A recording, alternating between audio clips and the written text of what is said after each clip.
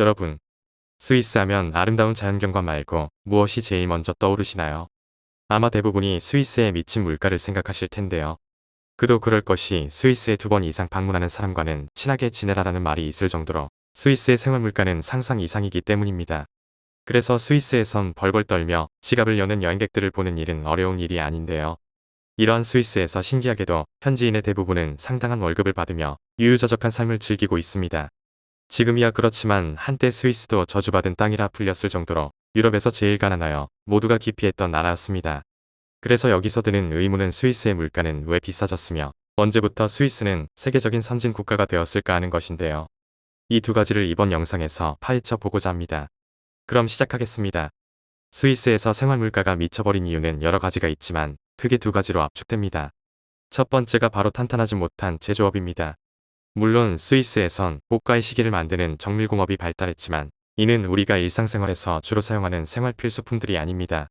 상황이 이렇다 보니 생활용품의 대부분을 주변 국가로부터 들여와야 하는데 이때 주변 국가들의 경제 상황에 따라 스위스에서 물가가 요동치는 경우가 빈번하게 나타나고 있습니다. 이처럼 제조업 기반이 탄탄하지 못하고 내수 시장이 작아 생활 필수품을 주변국으로부터 들여오는 국가들의 공통점이 바로 고물가입니다. 아이슬란드, 룩셈부르크, 싱가포르, 네덜란드, 카타르 등이 대표적인 국가이죠. 탄탄하지 못한 제조업 말고도 스위스의 물가를 끌어올리는 것이 있는데 이는 바로 높은 임금입니다. 스위스가 26개 주의 연합으로 이루어진 국가이다 보니 중앙정부 차원에서 정한 최저임금은 따로 없고 주별로 상황에 따라 최저임금이 다릅니다.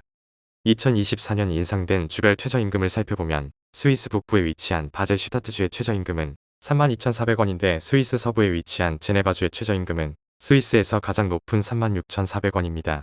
하루 8시간 주 5일 근무하면 월 500만원 이상을 수령할 수 있는 엄청난 금액이죠.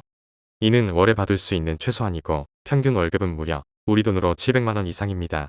이처럼 엄청난 인건비 부담으로 인해 당연히 월급을 주는 사람들은 본인들이 판매하는 물품이나 서비스의 가격을 높게 유지할 수밖에 없었고 이는 자연스럽게 물가 상승으로 이어지게 되었습니다.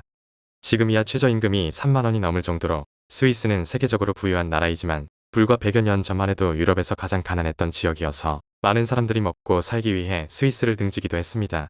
한때 스위스가 가난했던 가장 큰 이유는 지형과 관련이 있습니다. 스위스의 면적은 우리나라의 40%가량으로 작은데 이마저도 영토의 70%는 산맥이나 호수로 되어 있어 대량으로 농사를 지을 수 있는 땅이 부족했습니다. 이 때문에 스위스는 항상 식량난에 시달려왔으며 아사자도 많이 나왔습니다. 그렇기에 스위스 사람들은 지독한 가난에서 벗어나기 위해 어떤 일이라도 해야 했습니다. 하지만 중세의 스위스에겐 돈이 될 만한 것은 아무것도 없었고 그나마 있는 것이 사람이었습니다. 그래서 시작한 것이 용병 산업이었습니다. 스위스 용병들은 한 번 주인은 끝까지 주인이란 사고 아래 항상 충성을 다했기에 유럽에서 인기가 많았습니다. 그 충성심이 얼마나 대단했냐면 지금까지 스위스 용병들이 교황의 근위를 맡고 있을 정도입니다. 비록 가난했던 조국을 위해 시작한 용병 산업이었지만 당시 스위스 용병들이 쌓아 올린 신뢰할 수 있는 스위스란 이미지 덕분에 훗날 스위스는 영세 중립국 지위를 얻을 수 있었으며 금융산업 발전을 이루어낼 수 있었습니다. 하지만 스위스의 지정학적 위치가 용병 산업을 통해 돈을 벌던 스위스의 발목을 잡았습니다. 스위스는 유럽의 중앙에 위치한 국가여서 다양한 국가들과 국경을 맞대고 있는데 이들이 하필 독일, 프랑스, 이탈리아 등 유럽의 강대국들입니다.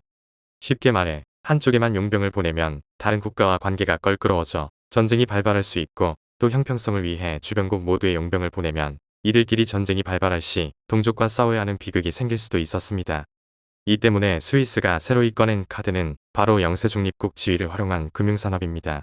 지금이야 유럽 대륙엔 평화가 자리 잡았지만 스위스가 영세 중립국 지위를 얻은 1648년부터 2차 세계대전이 완전히 끝난 1945년까지는 전쟁이 끊이지 않았습니다. 보통 전쟁이 발발하면 한쪽은 이기고 다른 한쪽은 지게 되어 있는데 이때 전쟁에서 진 국가의 화폐는 휴지 조각이 됩니다. 다시 말해 전쟁 중인 국가의 물자를 지원할 경우 이에 대한 보상을 못 받을 수도 있다는 위험성을 떠안아야 하는데 이때 이러한 불안함을 해결해 준 것이 바로 영세 중립국 스위스의 화폐인 프랑입니다.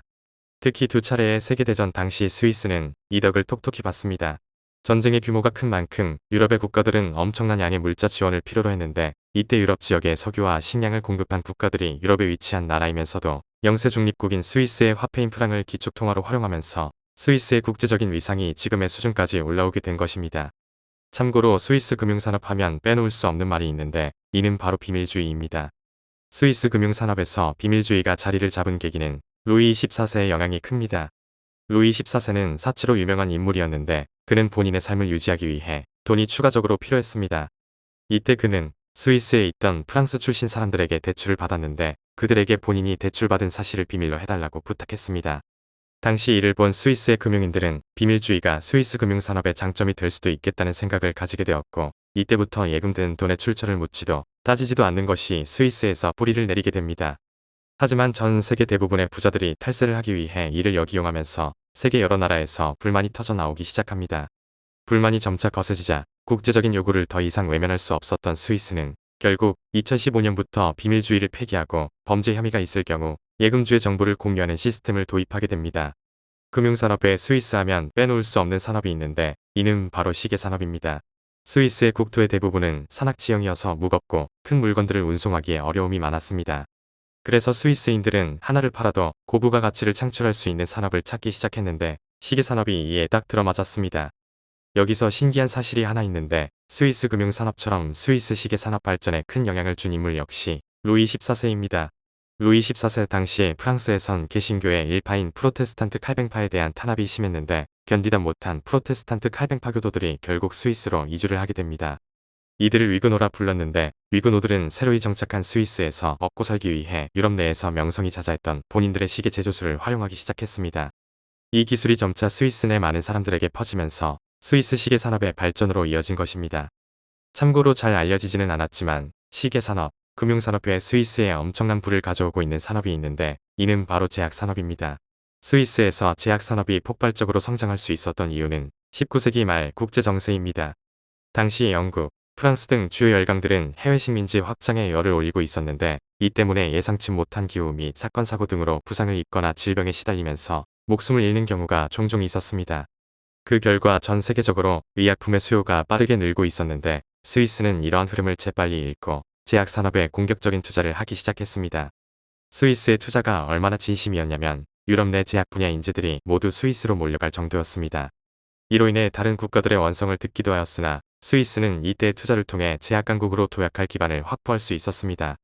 현재 스위스의 대표적인 제약회사인 노바티스 그리고 로슈, 이 두 회사가 벌어들이는 외화만 매년 우리 돈으로 100조 원입니다. 지금까지 스위스가 발전해온 과정을 살펴보면 한 나라가 발전하기 위해 시대의 흐름을 읽는 눈과 이에 맞는 옷을 입는 것이 얼마나 중요한지 알 수 있습니다.